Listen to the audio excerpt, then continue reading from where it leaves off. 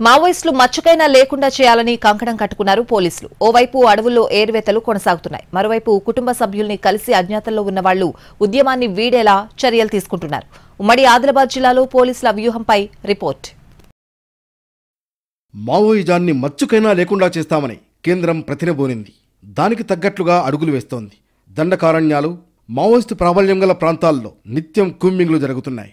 మావోయిస్టుల జాడ కనబడితే చాలు ఆ ప్రాంతాన్ని భద్రతా దళాలు చుట్టుముట్టి మట్టుబెడుతున్నాయి.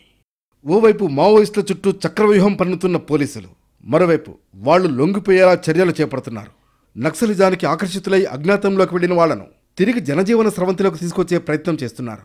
మంచిర్యాల జిల్లాకు చెందిన 7గురు మావోయిస్టు ఉద్యమంలో ఉన్నట్లు పోలీసు రికార్డుల్లో ఉంది.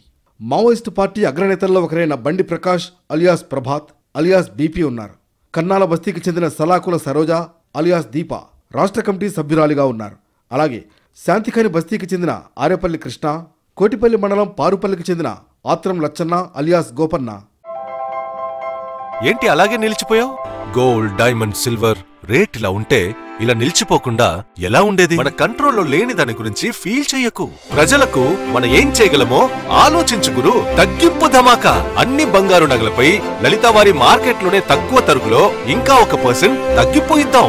ఓకే, వజ్రాభరణాలకు క్యారెట్కు 5000 రూపీస్ తగ్గింపు ఇద్దాం. నన్ను మర్చిపోయారే, వెండిలో కూడా తగ్గింపు ఇద్దాం. తగ్గింపు ధమాకా. మందమరికి చెందిన బబ్బెర రవిబాబు అలియాస్ రవి, బెల్లంపల్లి మండలం చంద్రవెల్లికి చెందిన జాడి భాగ్య అలియాస్ పుష్ప, జాడి వెంకటి మావోయిస్టు పార్టీలో ఉన్నారు. అలాగే ఆదిలాబాద్, నిర్మల్, ఆసిఫాబాద్ జిల్లాకు చెందిన ఒక్కొక్కరు మావోయిస్టు ఉద్యమంలో ఉన్నారు. గతంలో అదృశ్యమైన కొంతమంది మావోయిస్టులో చేరారని తెలుస్తోంది. కానీ వాళ్లెవరూ పోలీసు రికార్డుల్లో లేరు. మావోయిస్టు ఉద్యమంలో ఉన్న వాళ్ళ కుటుంబాలకు దగ్గరయ్యే ప్రయత్నం చేస్తున్నారు పోలీసులు. పోరు కట్టే ఊరు మిన్నా అనే నినాదంతో ముందుకెళుతున్నారు. ఉన్నతాధికారులు స్వయంగా మావోయిస్టుల ఇళ్లకు వెళ్లి కుటుంబ సభ్యులతో మాట్లాడుతున్నారు. నిత్యావసర సరుకులు అందజేయడంతో పాటు ఉద్యమంలో ఉన్న వాళ్లకు నచ్చజెప్పి లొంగిపోయేలా చూడాలని సూచిస్తున్నారు. ఇటీవల మావోయిస్టుల కుటుంబాలను స్వయంగా కలిశారు రామగుండం సిపి శ్రీనివాస్. దుప్పట్లు, నిత్యావసర సరుకుల్ని అందజేశారు.